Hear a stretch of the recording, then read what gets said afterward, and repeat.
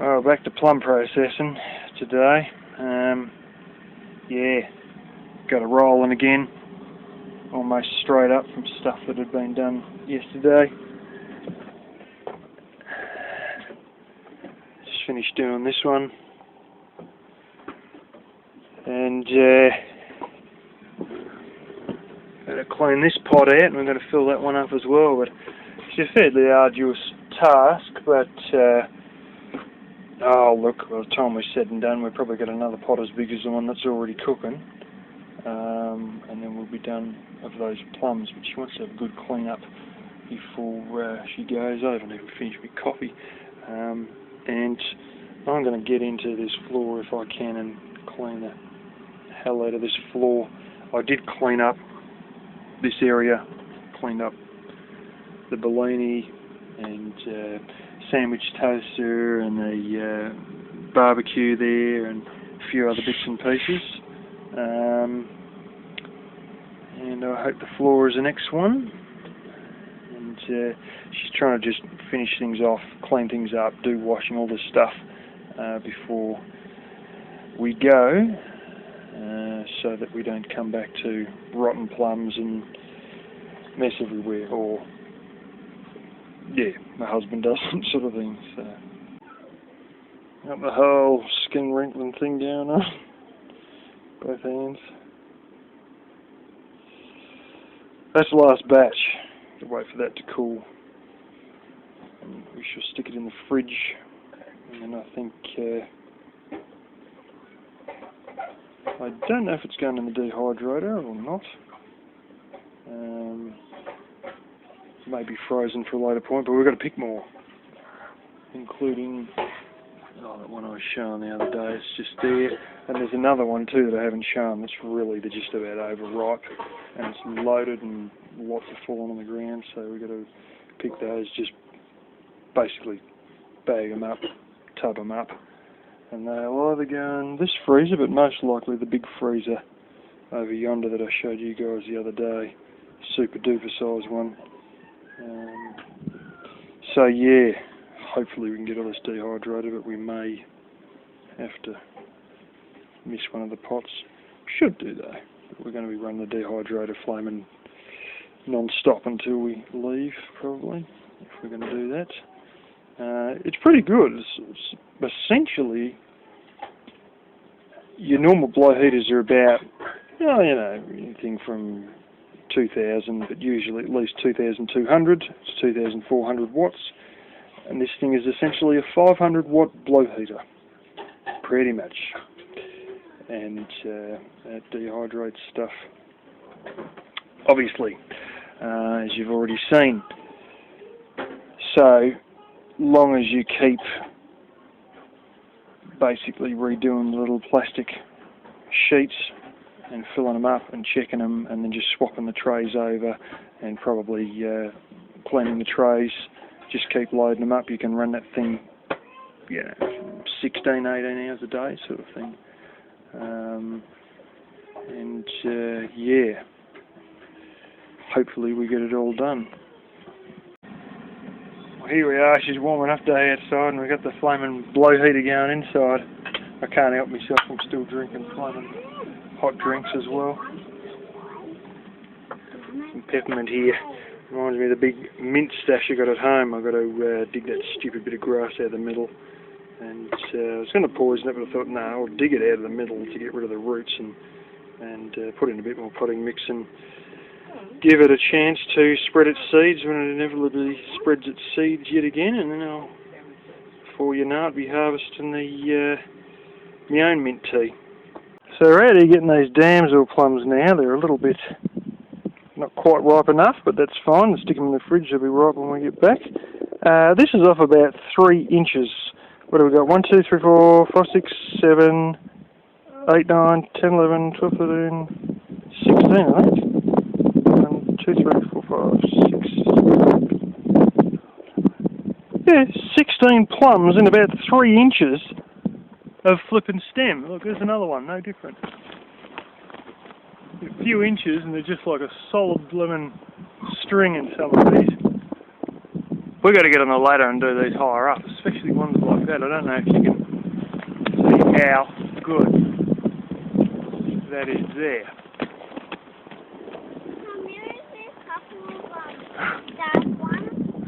This tree is flaming good. We'll hit the big time now on a flaming ladder. You probably can't really see it too well, so I can get a non-shaded spot here.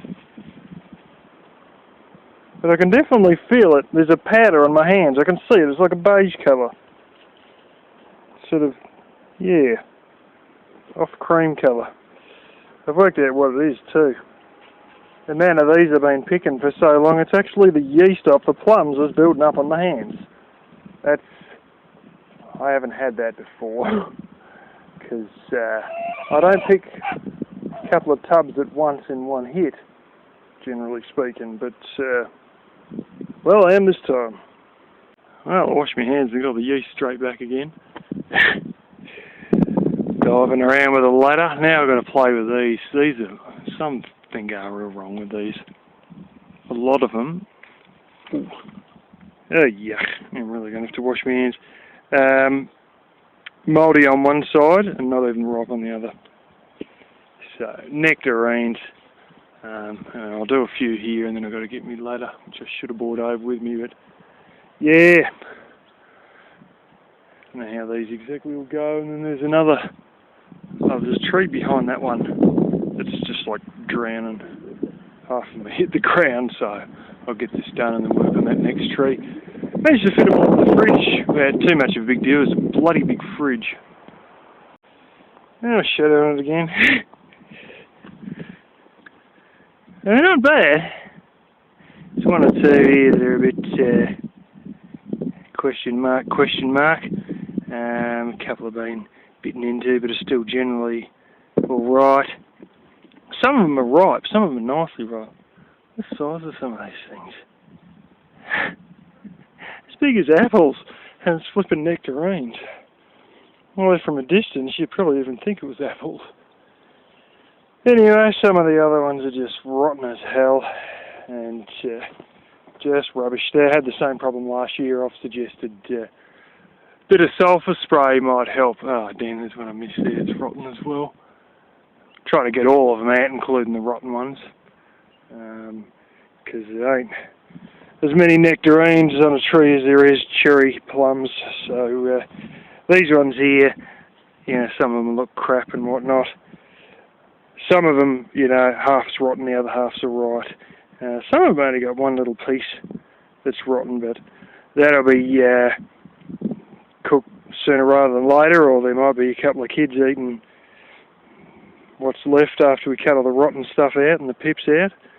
And, yeah, might have one or two of them myself, actually, because some of them, like, they're pretty good tasting, actually. So, yeah, anyway, I'll get out that last rotten one. And, we shall be done. Look at them all flipping everywhere. Even out here, it's just ridiculous. I started picking and I felt like I'm wading through stuff. I could feel stuff mushing under my feet, and there's all the blooming ripe plums that have fell off. There's bloody hundreds of them. Look at them all, flipping everywhere. It's a bit of a shame this one was left too late, really. Anyway, what hasn't hit the ground, 3/4 of what's still on the tree, the birds are bitten into anyway. So, that's not as good as it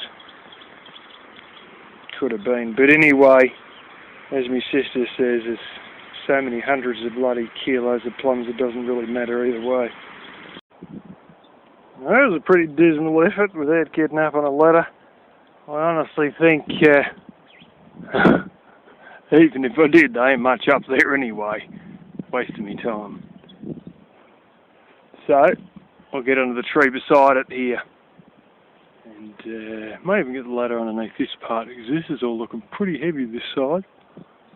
Oh, it's all right there too.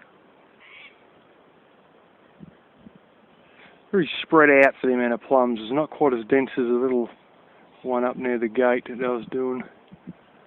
start of the day.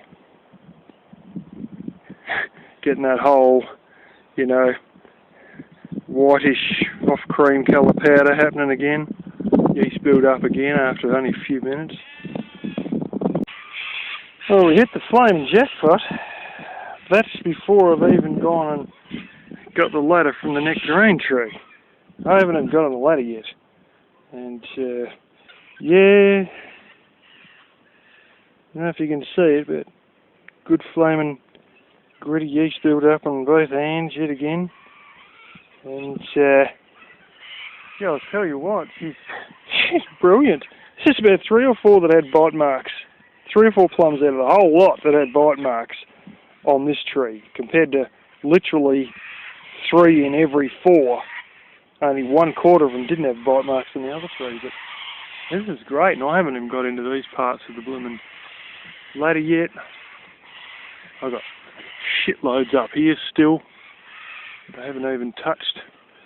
Bunch in there. This is going groovy. I'm going to keep trying to persevere with this. I've got to go and get my clothes and do a bit of jam in a washing machine in a while, but I'm going to try and get as much of this knocked off tonight as I can. And yes, we are going to dump them all in the freezer, and I might literally just plonk the whole tub in the freezer, in the big freezer that I showed you guys full of meat the other day. Got the flaming yeast on my hands, as I was saying before. Sort of gritty. If I was to get some sugary water, like, you know, a few teaspoons of sugar, mix in a little bit of hot water, and then top the rest up with cold water after the sugar dissolves, stirring it the whole time. And then I wash my hands in that water, like literally put my hands in the water and rub them around to try and rub them clean. You come back in 3 days' time, it should be bubbling, and you would make alcohol. If you ground a bit of flour and warmed it to the right temperature, or had put a bit of cracked wheat and warmed it to the right temperature, and done the same thing with the cracked wheat in that water, I believe the enzymes will come out and turn the starches into sugars, and then you might have yourself a bit of wheat beer, or probably by the time you realise it'll be flat wheat beer that'll taste like crap. You know, tiny little flaming nest there, I just sort of point out. Oh, they're cute. I don't want to shake that too much because I might tip the eggs out. I don't think I have yet, and there's a chance it may just be abandoned anyway, because a lot of these things survive for ages later. Sort of strange here, it's got a little taper on the bottom. I don't know if that's to help the water drip off, or just some bizarre reason behind making it. A lot of the looks like hair there, probably the horse's back or something like that it's made out of it. Rather cute little thing. Bars!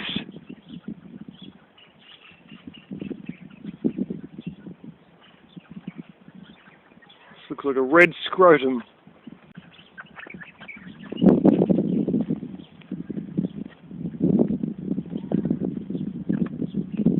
Hello, birdie. The young crimson rosella. Yeah, crimson rosella. Unfortunately, you can't see how beautiful they are because it's just silhouetting as usual.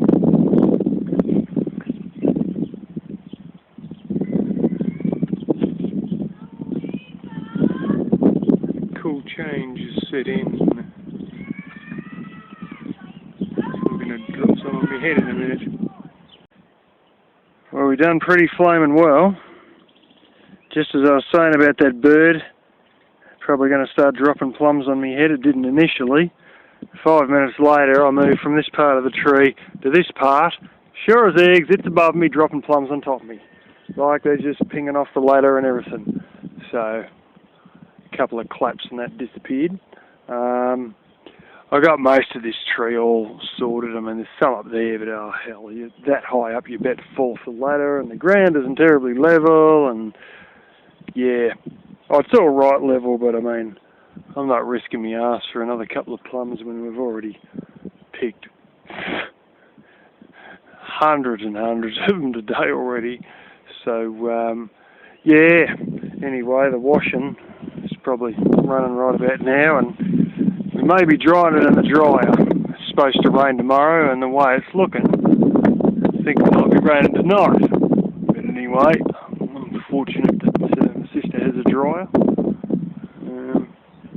Yeah, saves me doing excessive washing when I get back. Actually, the dog nearly caught a rabbit over there before, which is quite a bit of a scuffle for a second there. I often, like, inside the house, look out the window and you see rabbits running down the old barn in there. And, yeah, anyway, hoping to just drop this entire tub in the freezer. There may be a squash plum or two on the bottom, but with a bit of luck they'll just freeze solid to the bottom. And it'll probably be sitting on top of a bag of something else, so it won't really get stuck against the freezer wall or the freezer bottom. So, yeah, a lot of hard work done for one day and a lot of plums as a result. Well, literally within about 30 seconds of me stopping filming there, the weather went absolutely berserk. Dust was lifting off, leaves and everything. Apparently going to be careful dodging a couple of these branches in all winds. Pretty regular basis.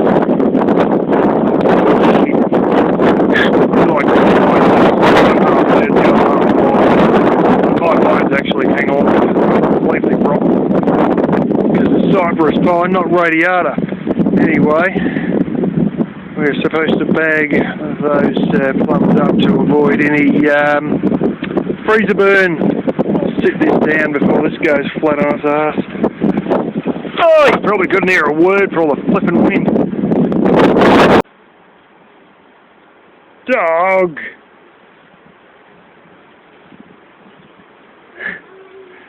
It's eating the plums. This one, they don't sort of ripen all at the same time, and the wind come rushing through, and we've lost about 8 at once, come off in the space of about 10 seconds flat. Well, something like that anyway, come around, there's plums everywhere. And somebody started eating all the plums, didn't they? Still eating all the plums. You're a funny doggy, ain't you, honey? I got some. Chooks went for the splurge. Dog's gone for the splurge. We've got about 8 left. You got nasty now. You're getting a bit of lightning and thunder and stuff. Yeah. 5 bags full of plums. So it worked out alright. So anyway, I've got to whack these in, and I think I've left the door open a bit down at the old barn where I've been sleeping, so I've got to hurry up and close that, I think. Just starting to drip rain already. The list for today. We're going to be busy on our last day here. I thought of a pretty good idea the other day. Dehydrator. 500 watts, most of that which is heating power. Blowing hot air at the top. So what you should do is, as autumn comes on and it starts to get cold, or maybe even winter, dehydrate stuff in the dehydrator, in your bedroom all night long. So if your wood heater goes out and the room starts to get, well, the rest of the house starts to get cold, your room will stay warm. With this thing, dump it out 500 watts of power, and then you get up and take all your dehydrated vegetables out of it. Trouble is, in the winter here it gets freezing, so they could probably do it with stuff in the late autumn, or maybe even stuff they bought in bulk from the shop that they ain't going to be able to eat fast enough. Let's see if I can show you a few of the handful of hazelnuts here. There's some there. It's a dismal year. Last year you could see them everywhere, but another one there. On the other side of it. There's a couple there. There's not a great heap, but at least you get to see what they look like close up. Oh, there's a few. But you just got to be looking, and you can only really see from underneath the plant. There's another one. Oh no, they're right on this side. There's another one there.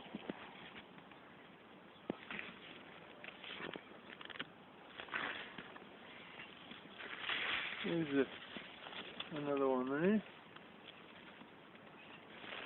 Another little one in there in front of the leaves. That would be a peacock making that noise. Yeah, last year you come along and they were just everywhere. And I found in the old caravan there that they've been using as a kitchen, the one we got the dehydrator in, up in the back cupboards there's like these tubs that are just like full of dried hazelnuts, just like as in with the shells still on them from last year. Haven't even got to roast them yet, so. That's the ones I got grown at home, Black Russian. See the look when they get home. Apparently they're non-acid and whatnot.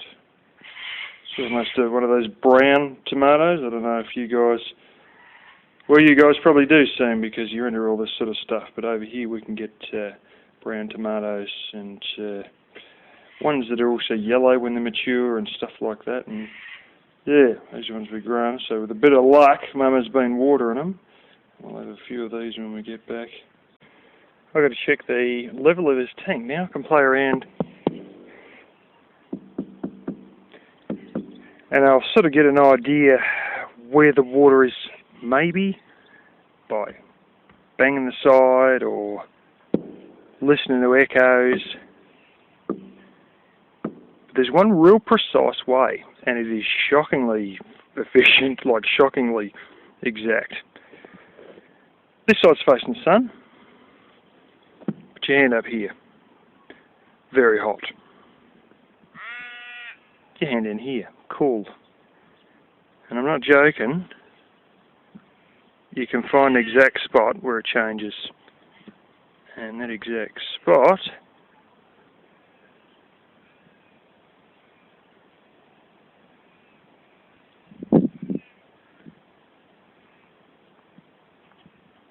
is right about there. So that's how high the water is.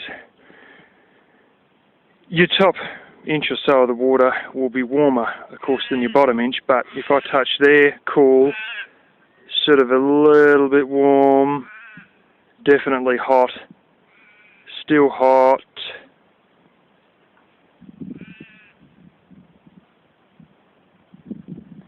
Yeah, and it's about there somewhere. So, and that'll give you an exact, down to almost half an inch accuracy of where it is. So we've got about half full. We might run a bit of water into that from the river. We'll see what my sister reckons.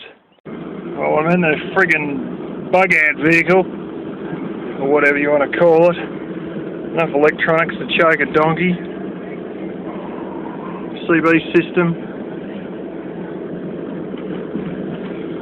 Tell you what, these short people have the seats too close. Look at how close. My knees are banging against the dashboard here. The brother-in-law and his whole family are obsessed with living Land Rovers. So anyway, I've got to just go to the tip and empty out a whole heap of random blooming food packaging and crap. And yeah. He bought this for not a great deal of money, and engine was burnt out, replaced the engine in it, and saved himself about, oh shit, $2.5–3 grand in the process. It's full-time four-wheel drive, and had a fair bit of wear, and yeah, but it does do good. This is what we were four driving in last year, so big roof rack on the top, so you can go and pick fruit off fruit trees by parking it next to the fruit tree and stand on the roof rack, and it's a hell of a roof rack, all mesh bottom in the roof rack, so you just walk around on top of the vehicle basically. So, yeah. Oh, we got it running. I'll tell you what, better use a jerry can with a pourer.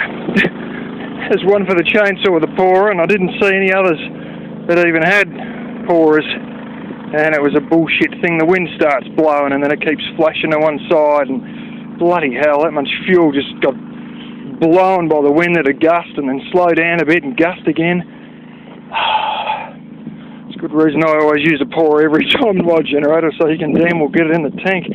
Pretty smart Chinese design too. They've got a bar right over the top of where the blasted fuel cap is, like just right beside the fuel cap. Makes it bloody hard. Now right, I'll put the microphone down close, you might hear it running through the lines.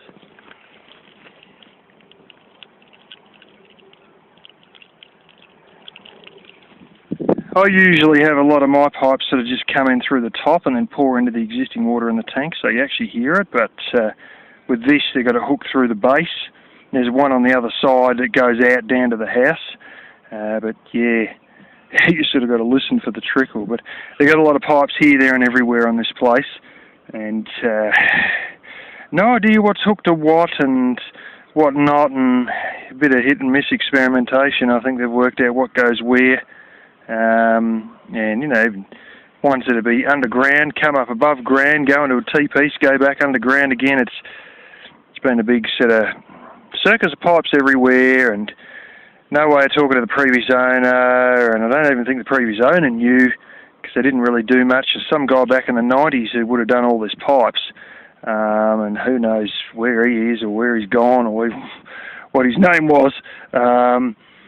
But yeah, it's sort of worked out a few bits and pieces, and as a result cobbled together a system, and this new pipe, but it only just goes just off to near that post there, and I think it hooks back into other pipe or something like that. But there's a lot of unused pipe under the ground, and nobody knows where most of it goes, but yeah. Turns out there's one with a pour anyway, but the damn thing's full. I wouldn't have been able to carry it that far, but I should have nicked the flaming pour off it for the other one.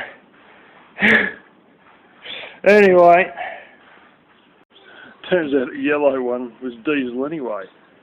So, yeah. Then I would have ended up putting it back, and whatever got filled with diesel would be a little bit contaminated with petrol next time. Yeah. Anyway, now rain's sitting good and proper now. Had to use a dry to get a bit of clean, but we have to disappear and get a few things sorted out again.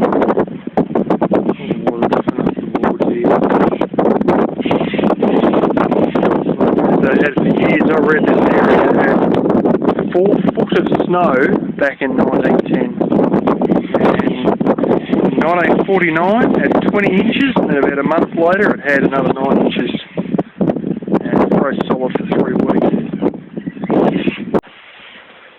There's almost 3/8 of an inch of water in that, just running off the edge of the roof there, in that whole tub, and the space of about 5 minutes. Anyway, it helps them clean the bottom out of all the dirt and whatnot. Chooks out in the rain, I don't know what's up with that.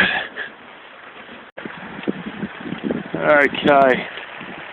This isn't working as good as it should, but, and it's all fogging up, but there's expansion foam I've stuck in the gutter there in an attempt to stop the water dripping inside the building here. Anyway, garbage bag, sledgehammer under the garbage bag to deflect it onto the deck, which is sort of working. They tell me lens is going foggy, and we may have saved the flaming kitchen floor in the process. I was hoping that would seal up very quick. It doesn't seal up very quick when there's water flowing down onto that and washes it half away again. The idea was good at the time. But anyway, the water's no longer going inside. I've jammed that piece in the actual door architrave and tied that to the latch bit, and we're going to make a go of it one way or the other, trying to save the floor from getting pissing wet. Oh, in here with the blow heater. Everything else is flaming cold, and she had the window open there, and I said, stuff that, close the window. So I closed the window, and now this is the only place heating up. Flipping baby and all the noodles, tipped his bowl over, stuff went everywhere. Now I have to take those cushions out and clean things up a bit. It's my brother-in-law's pants are going to be sewn up, and my sister has, I think you might have seen it already, a cornucopia of, there's one I forgot to show which is an overlocker. She's got a cornucopia of commercial grade sewing machines, an old school one, well, one old school one at least anyway. And some of the commercial ones are reasonably old too, but old Janome from back in the day. Belt driven.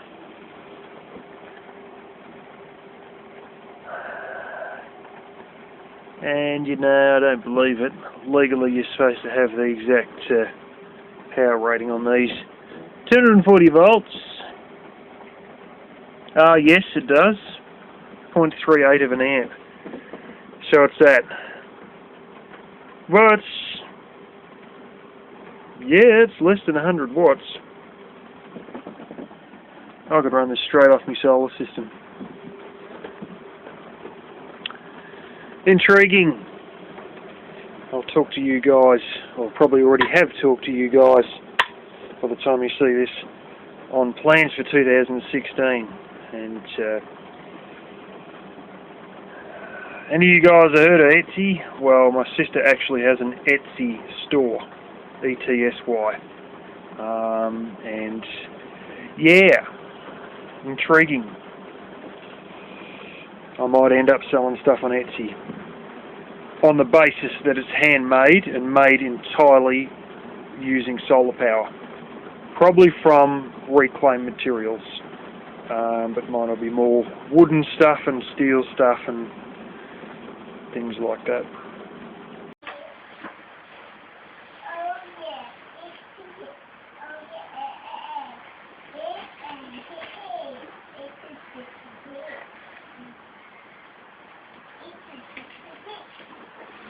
That's right, people.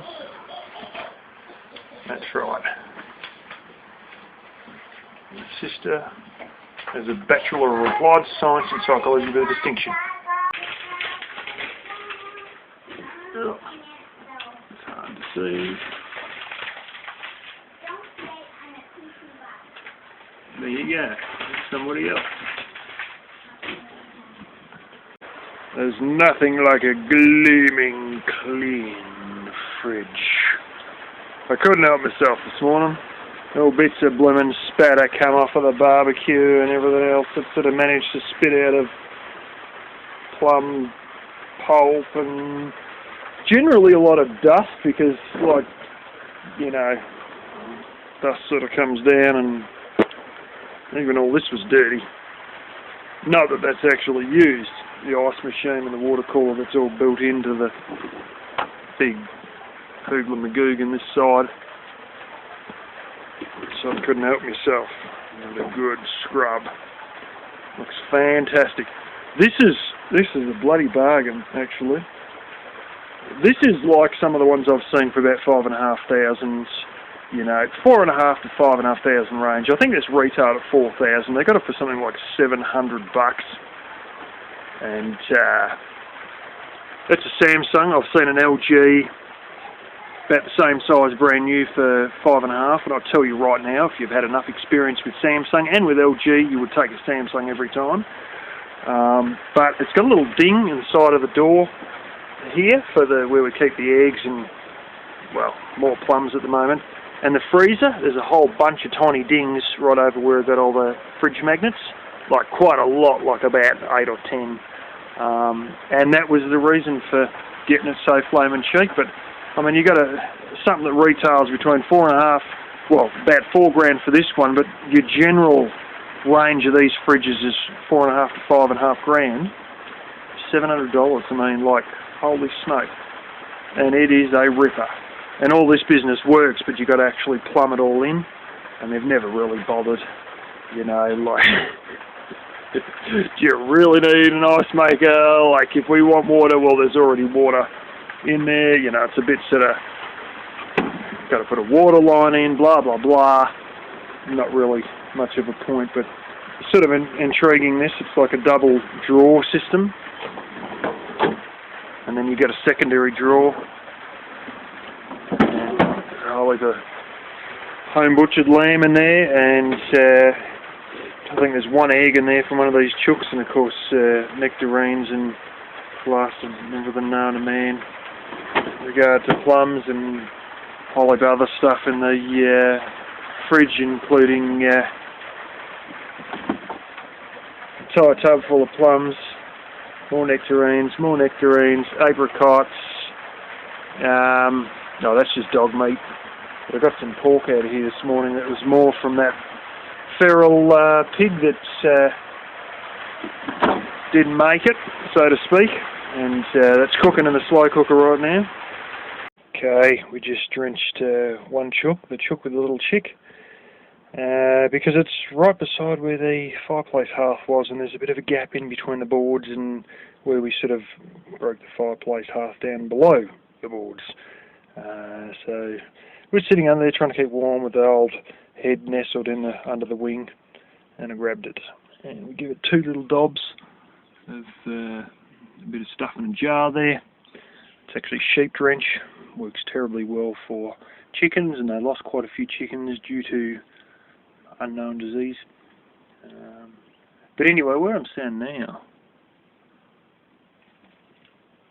look at the size of these beams in this joint. I can't believe this. This was a tank stand, and then they just sort of built a shed around it. Unbelievable. Nesting things there, and there's shook shit everywhere, as you can see.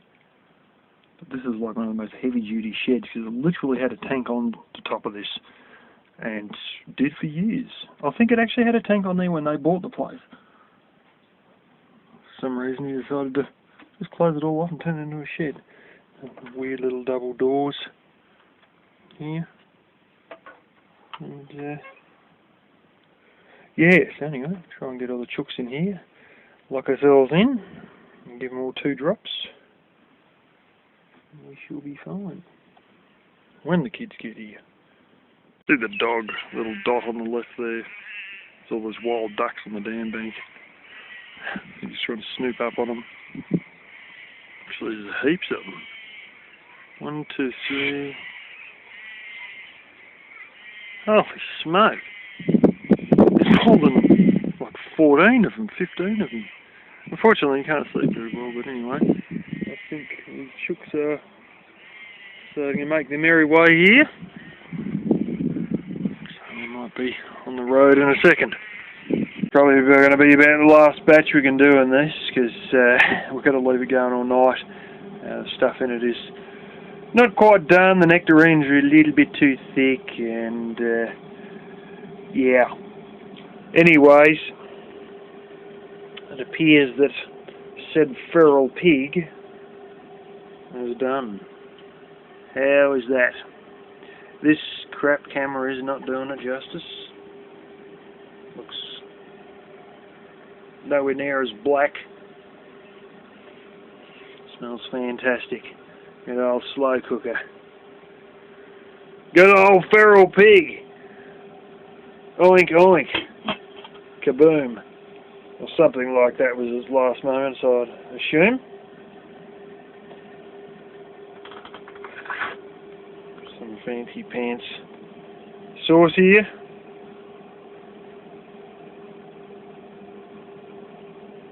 As long as Charlie's dead, he may as well be delicious. Oh, crikey. That's ridiculous. Anyway, this with a bit of luck will be tasty.